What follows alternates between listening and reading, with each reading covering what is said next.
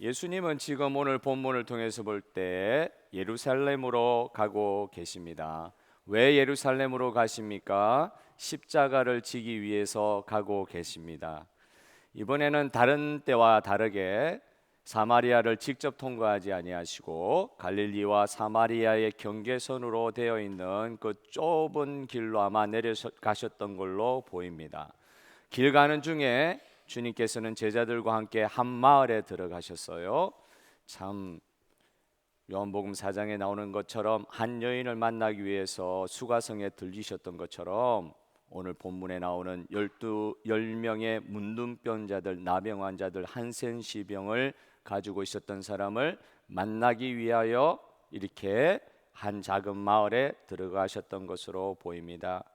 그때에 정말 10명의 나병 환자들이 예수님께 달려 나왔는데 가까이 갈 수가 없는 율법이 있기 때문에 멀리서 소리를 치면서 예수님께 이렇게 말씀하고 있습니다. 예수 선생님이여, 우리를 불쌍히 여기소서. 따라하겠습니다. 예수여, 우리를 불쌍히 여기소서.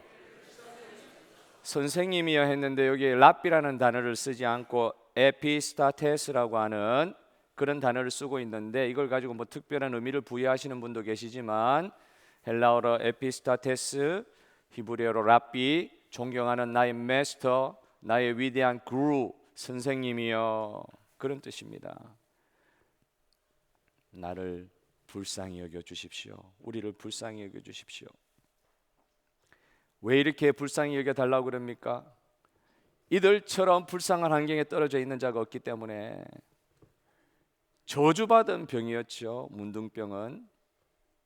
여러분들 이 시대는 이제 거의 나병 환자들이 없습니다만 예수님 당시, 그리고 대한민국만 하더라도 한 100여 년쯤 전에 7, 80년 전쯤에 나병 환자촌들이 많이 있었어요. 증상이 처참했습니다. 처음에는 감각이 없다가 자기 손가락이 떨어져 나가는데도 아픔을 느끼지 못하니, 그 정도로 처참한 병이죠. 저주받은 병이라 그래서 천형이라 그랬어요. 천형. 어떻게 너는 태어나도 하늘에 저주를 받고 태어났냐. 정말 병 걸린 것도 억울해 죽겠는데 이 병에 걸리니까 사람이 아니에요. 얼마나 불쌍한 사람들인지 몰라요. 근데 그거보다 더 어려운 것이 무엇이냐, 이 문둥병이 일단 걸리면은요, 자기가 살던 동네에서 완전히 격리되어야 돼요. 같이 살 수가 없어요. 어떤 제가 기록을 읽어보니까 11살 난 아기를, 자기 자식을 문둥병이 걸렸다고 해가지고 문둥병 그 환자촌으로 보내면서 아버지가 눈물을 툭툭 흘릴 정도인데, 눈물 흘리는 정도가 아니라 처절하게 아버지가 죽는 마음으로 그 아기를 격리시키고 따로 살도록 보내는 그런 장면을 보는데 저도 마음이 너무 저려왔었습니다. 문둥병자는 정상적인 사회에 들어올 수도 없었습니다. 잘못하면 돌에 맞아 죽어요. 유대 시대에는, 이스라엘 시대에는. 그리고 자기 스스로 이렇게 이야기해야 돼요. 혹시 멀리서라도 마을 주변으로 돌아다닐 때도 나는 부정합니다. 가까이 오지 마십시오. 나는 부정합니다. 이 이야기를 하지 않으면 돌을 들고 쳐 죽여도 전혀 문제가 되지 않을 정도로 완전 사회로부터 격리받아진, 지옥에 간 것도 아닌데 어두움에 쫓겨난 사람들처럼 버려진 존재가 되어버린, 그 사람 지옥 간 사람들도 아닌데 그 병 때문에 완전히 버려진 거예요. 이 처참한 인생을 살아가던 10명의 사람이 예수님께 나와서 불쌍히 여겨 주옵소서 외칠 때 예수님은 그들을 외면치 아니하시고 치료를 하시는데, 다른 본문에서와는 좀 다르게 말씀을 해주신다든지 흙을 바른다든지 이런 거 안 하시고 어떻게 이야기하시냐, 너희들 제사장에게 가서 너희 병나음에 대해서 증거를 받으라. 나아라 이런 소리도 안 하시고 제사장에 가서 너희의 나음을 보고해라. 지금 문둥병 그대로 있는 상태에서 그 말씀을 하시는 거예요. 사실 순종하기 어렵죠. 그런데도 이들이 놀라운 것은 다른 방법이 없어요. 주님이 말씀하시니까 그대로 순종해야 되겠다고 그렇게 생각했고, 10명은 정말 제사장들을 만나러 떠나가는 중에 놀라운 일이 벌어졌습니다. 너희 병이 나을 것을 믿고 제사장을 찾아가라는 그 말씀만 듣고 순종하여 말씀 따라 가고 있는데 기적이 일어난 것입니다. 가는 도중에 피부가 돌아오는 거예요. 상상을 해보십시오. 엄청난 일이 일어난 거 아닙니까? 얼마나 놀랐겠어요? 얼마나 감격했겠어요? 그런 일들이 이 가는 도중에 일어났는데 그 위에 어떤 일이 일어났느냐? 놀랬겠죠. 감격했겠죠. 근데 10명이 조금 다른 반응을 보이는 거예요. 9명은 아마 감격해서 가정에 갔다든지 제사장에게 가던 길로 가서 자기가 낳은 것을 증거를 받으려고 했는지 그거는 정확하게 나타나 있지 않지만 어쨌든 9명이 그 뒤로부터는 안 보여요. 낳고 나서 10명 중에 9명은 안 보여요. 한 명만 남았어요. 한 명이 낳은 것을 체험하고 예수님 말씀 순종하여 제사장에게 가가지고 내 낳았습니다 하고 감격하게 보고하는 그런 거 깡그리 잊어버리고 이 일을 이루신 역사해 주신 예수님께로 돌아왔다 그랬어요. 돌아서 제사장께로 가는 길에서 돌아서 예수님 말씀하신 예수님께로 돌아와서 예수님의 발 앞에 완전히 납작 엎드려서 큰 소리로 하나님께 영광을 돌리면서 주님께 발 아래 엎드려 주님께 감사를 표시하더라. 10명 똑같이 나음을 받았는데 9명은 그 뒤로부터 나타나지 않아요. 그들이 무엇했다고도 서술하고 있지 않아요. 한 명이 어떻게 해요? 예수님께로 다시 돌아와서 영광을 하나님께 올려드리고 감사했다는 표현을 하고 있습니다. 그런데 이 사람이 누구냐? 사마리아 사람이더라. 유대인이 아니고 사마리아 사람이더라. 저는 이거 읽으면서 이 본문의 말씀을 읽으면서 하나 탁 부딪히는 게 있었어요. 분명히 문둥병 환자는 10명이었는데 문둥병 환자들의 구성원들이 여기가 9명 대 1명이 아닐 수도 있어요. 5대 5일 수도 있고 6대 4일 수도 있고. 그런 어쨌든 돌아온 사람은 사마리아 한 명인데 이걸 보니까 어떤 걸 우리가 추측할 수 있습니까? 문둥병 환자촌에 격리되어 있었던 사람은 유대인이고 사마리아인이고 전혀 구분 없이 자기들끼리 잘 살았던 거예요. 원래 유대인들은 사마리아인들을 사람으로 취급하지 않았습니다. 일본 사람, 중국 사람, 한국 사람 이 정도 구분이 아니에요. 우리 일본 사람 안 좋아할 수 있습니다. 중국 사람 안 좋아할 수 있습니다. 그리고 또 주님 안에서 다 사랑할 수 있습니다. 그 정도의 관계가 아니고 유대인들은 사마리아인들을 개라고 그랬어요. 사람으로 취급 안 했어요. 그런데 유대인이건 사마리아인이건 문둥병, 나병, 한센시 병에 걸리다 보니까 똑같이 사는 거예요. 그 차별이 있고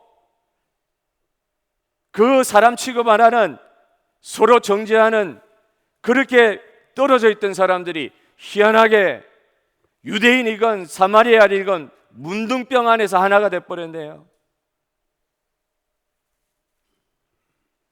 여러분 이런 문둥병이라는 거 이건 사실 죄악으로 처참해진 우리 인생을 외형적으로 표현할 수 있는 가장 처참한 우리 인류가 겪을 수 있는 가장 처참해 보이는 그런 병이 문둥병이라고 할 때 유대인도 아니고 사마리아인도 아니고 다 동일하게 삶이 가장 처참한 자리에 빠지는 그 순간에 유대인이고 사마리아이고 우리 다 같은 사람이고 다 같은 죄인일 수 있구나.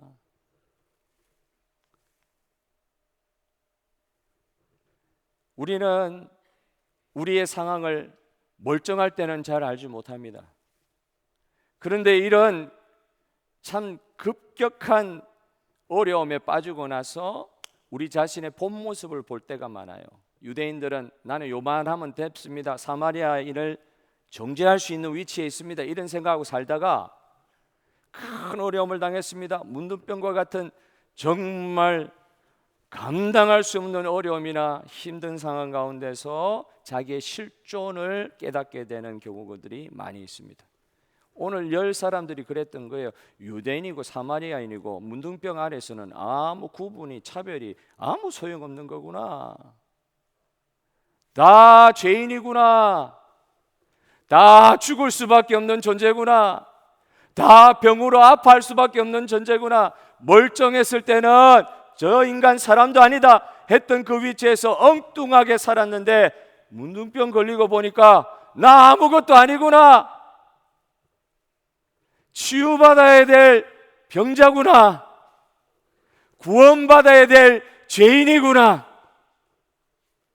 이걸 느끼게 되고 그걸 체험하게 되면 이게 꼭 이 병이 꼭 우리로 하여금 더 어렵게 만드는 것이라기보다는 궁극적으로 중요한 것이 무엇인지 깨닫게 하는 좋은 통로가 될 수도 있다는 생각이 드는 것이죠.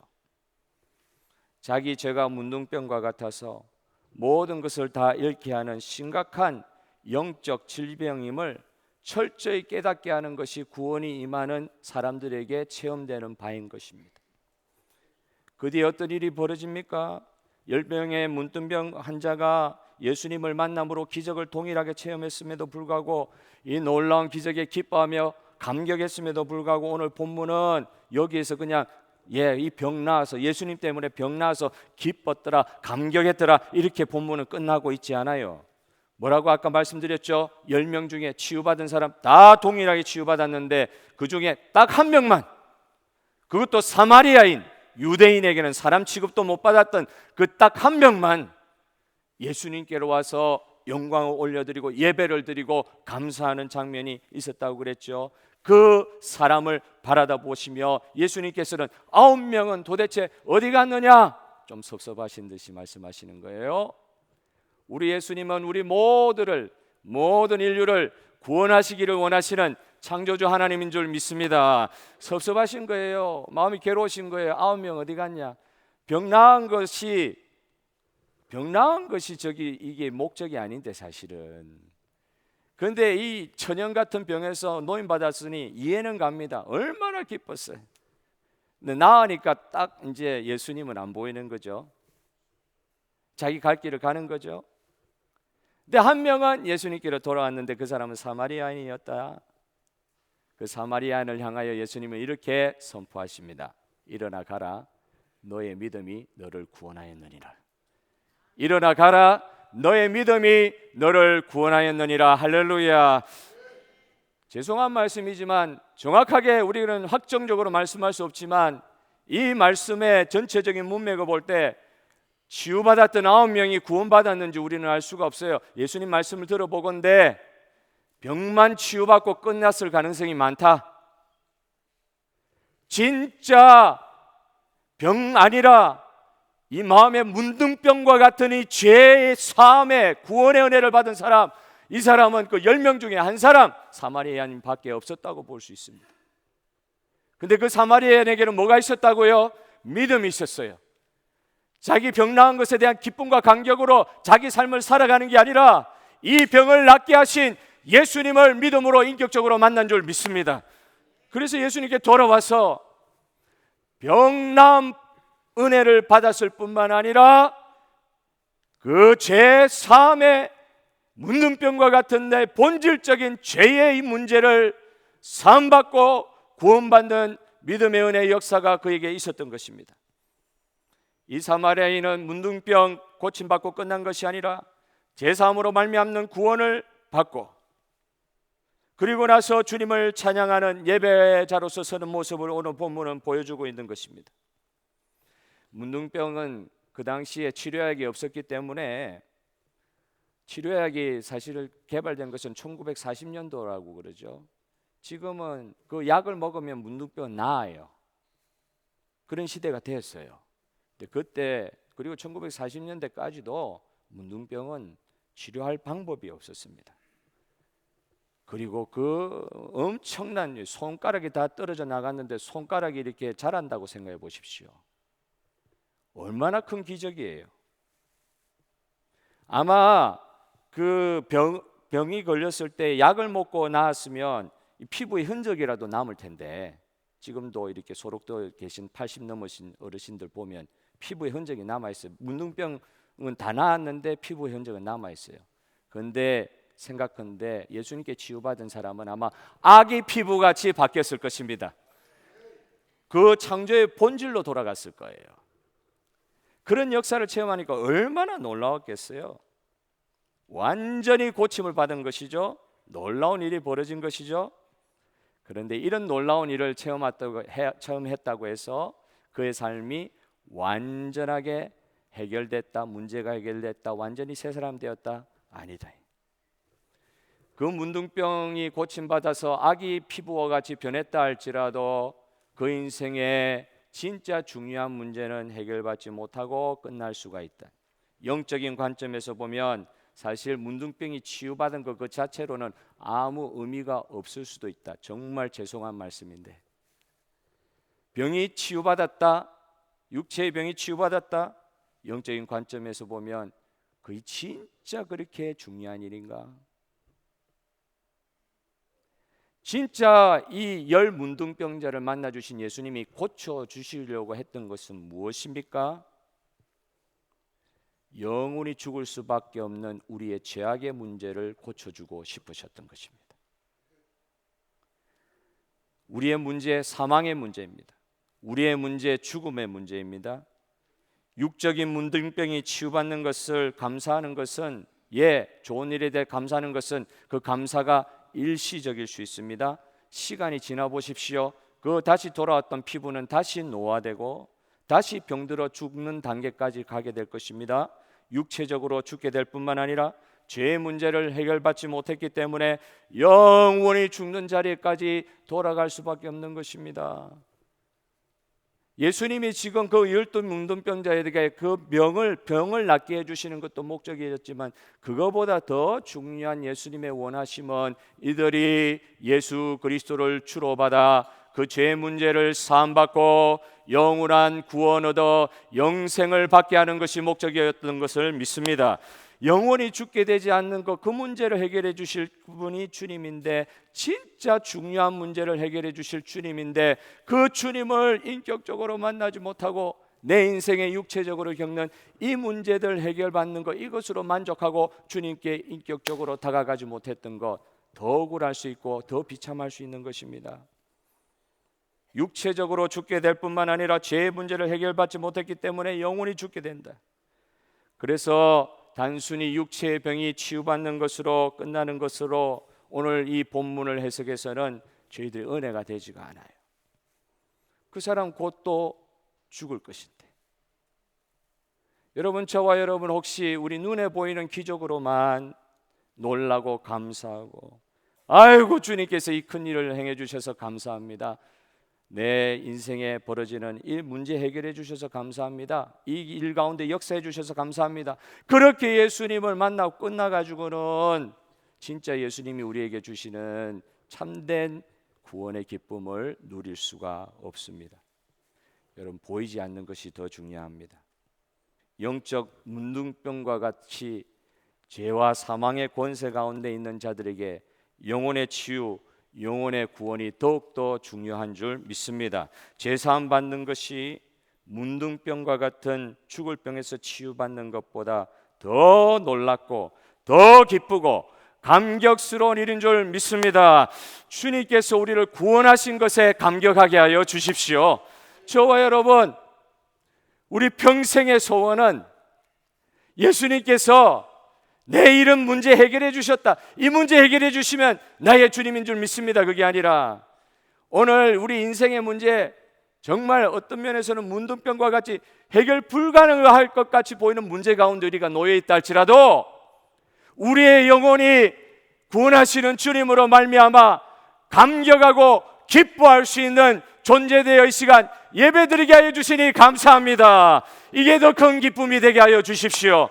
당장 병 낫는 것보다 내 영혼이 구원받은 것이 더 놀라운 기쁨과 감격의 이유가 되게 하여 주십시오. 죄로 말미암는 처절함을 우리는 못 보고 있지는 않습니까? 그러나 우리 주님은 그걸 보고 계시는 거예요. 내가 너 뭐 고쳐주랴? 너에게 뭐 주기를 원하랴? 돈 100억 주면 너가 좋아하랴? 주님 그거 줄 수도 있으시고 주고 싶으실 거예요. 그러나 주님 진짜 우리에게 주고 싶은 것은 우리가 예수님 때문에 구원받아 그 구원의 감격을 누리고 기뻐하면서 사는 이것을 주님께서 더 원하고 계신 줄 믿습니다. 주님은 이걸 진짜 치유하기를 원하시는 거예요. 마가복음 8장 36절 37절에 예수님의 말씀을 다 같이 한번 읽어보겠습니다. 마가복음 8장 36절 37절 말씀 다 같이 한번 읽어보겠습니다. 시작. 사람이 만일 온 천하를 얻고도 자기 목숨을 잃으면 무엇이 유익하리요? 사람이 무엇을 주고 자기 목숨과 바꾸겠느냐? 이때 보십시오. 자기 목숨을, 여기다 영혼이란 말을 써보세요. 사람이 만일 온 천을 얻고도 자기가 얻고 싶은 거 다 예수님 때문에 다 얻어도 자기의 영혼을 잃으면, 사망 권세에 영혼이 매여 있으면, 목숨을 잃으면 무엇이 유익하리요? 사람이 무엇을 주고 자기의 영혼과 바꾸겠느냐? 100년 살다가 끝나겠느냐? 영원히 살겠느냐? 뭐하고 바꾸겠느냐? 진짜 중요한 것을 오늘 가르쳐 주십니다. 진짜 중요한 것에 우리 말대로 목숨 거는 성도와 교회되는 놀라운 은혜가 이 아침에 임하시기를 주님의 이름으로 축복합니다. 진짜 중요한 것을 보게 하여 주십시오. 영혼 구원이 문둥병 낫는 것보다 더 중요합니다. 2022년도에 시드니 우리 타운에 가면은 시드니 한국문화원이라는 곳이 있는데요. 거기서 한 전시회가 열렸어요. 혹시 파워포인트 한번 띄워주시겠어요? 그 전시회에 이런 식으로 하나 이렇게 사진이 하나 걸려 있었어요. We say the Mackenzie family's journey in Korea is still not over. 무슨 말입니까? 맥켄지 가족의 한국에서의 소풍, journey를 소풍으로 해석을 했더라고요. 맥켄지 가족의 한국에서의 소풍은 아직도 끝나지 않았습니다. 그러면서 전시회를 하고 있었어요. 사진을 이렇게 전시회를 하고 있었어요. 누구에 관한 전시회요? 말 그대로 맥켄지라는 사람, 맥켄지 가족에 관한 전시였습니다. 이 사람은 어떤 사람이었습니까? 제임스 맥켄지 목사님, 선교사님은 호주 출신, 아마 멜번에서 신학을 공부한 걸로 알고 있습니다. 원래 태어난 건 스코틀랜드에서 태어났다 그러는데 호주 사람이었어요. 아니, 제일 첫 장면을 비춰주십시오.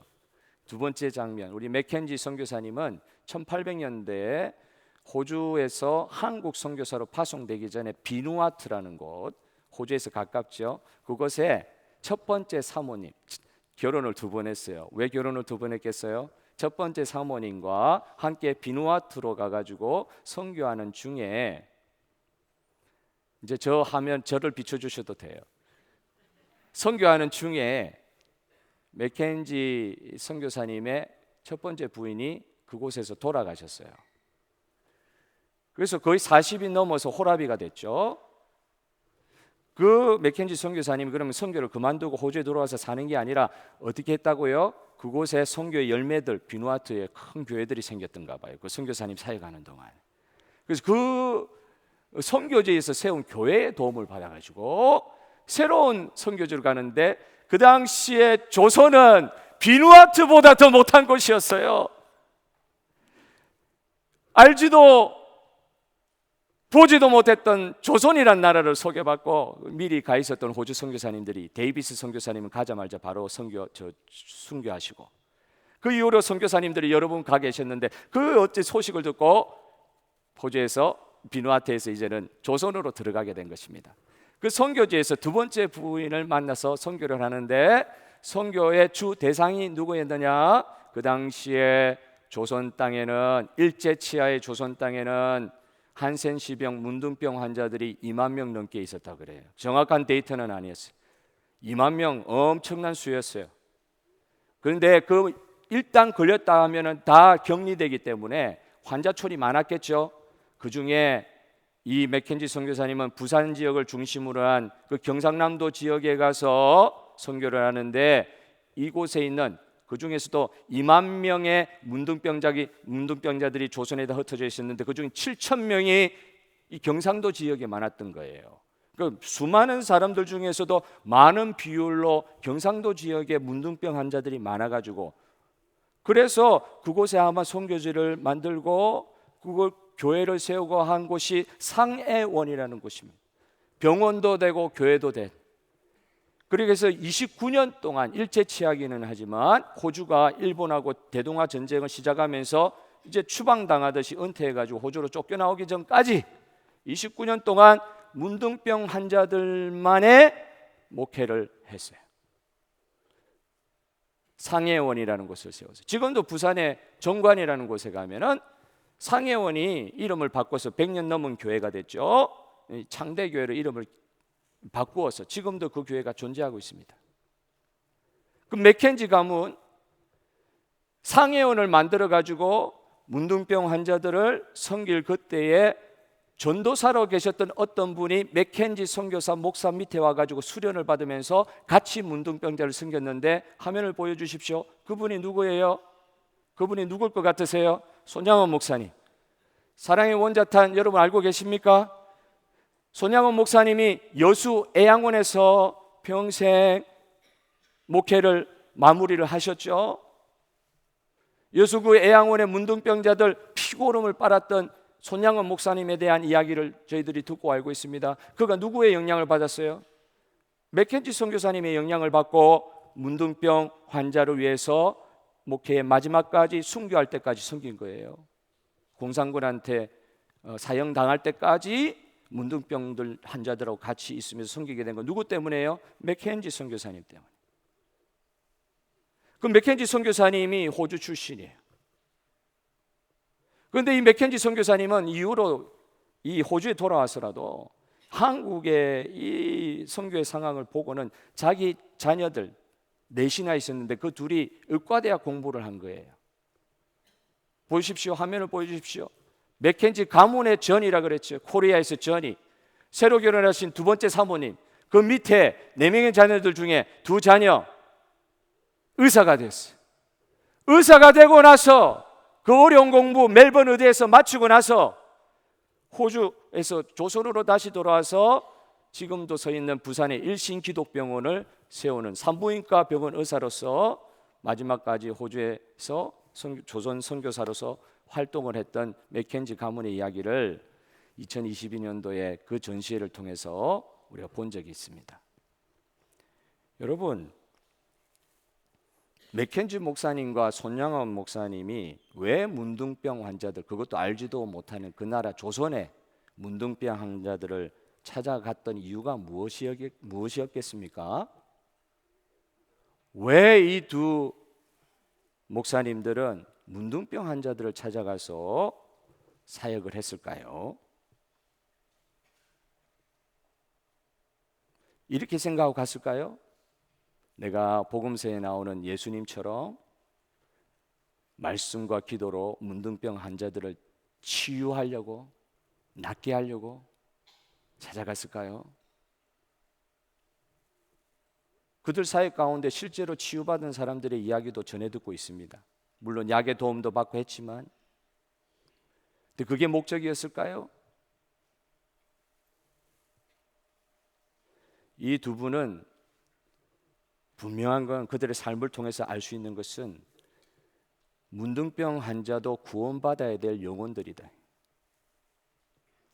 문둥병 환자들의 치유를 위해서 몸 낫는 거, 그거 위해서 달려갔을 것 같으세요? 아니요. 이 목사님들, 이 선교사님들의 눈에 보인 것은